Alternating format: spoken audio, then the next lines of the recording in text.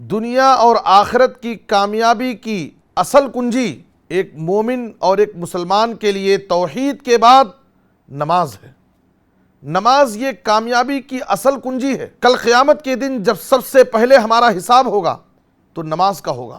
اس کے بارے میں نبی صلی اللہ علیہ وسلم نے فرمایا ان اول ما یحاسب به العبد یوم القیامہ من عمله صلاته فإن صلحت فقد افلح وانجح وإن فسدت فقد خاب وخسر۔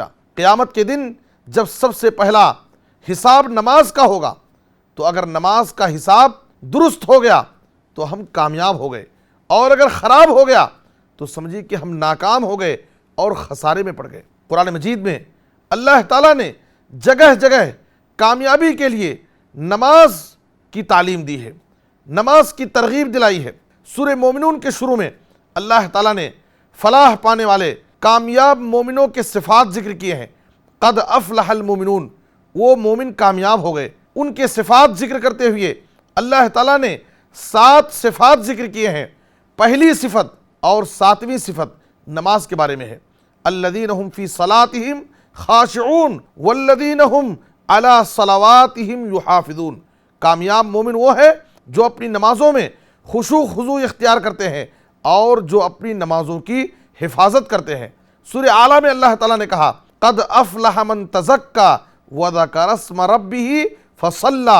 جو شخص اپنے نفس کا تزکیہ کیا، اپنے رب کا ذکر کیا اور نمازوں کی پابندی کیا، وہ کامیاب ہو گیا۔ اسی لیے ایک مؤذن دن اور رات میں 5 وقتہ نمازوں کے لیے جب اذان دیتا ہے تو اذان میں یہ اعلان کرتا ہے حی علی الفلاح، حی علی الفلاح، آؤ کامیابی کی طرف۔ اگر ہم دنیا اور آخرت کی کامیابی چاہتے ہیں تو ہمیں وقت پر نمازوں کی پابندی کرنی چاہیے۔ نمازوں کی پابندی یہ دنیا اور آخرت کی کامیابی کی کنجی ہے۔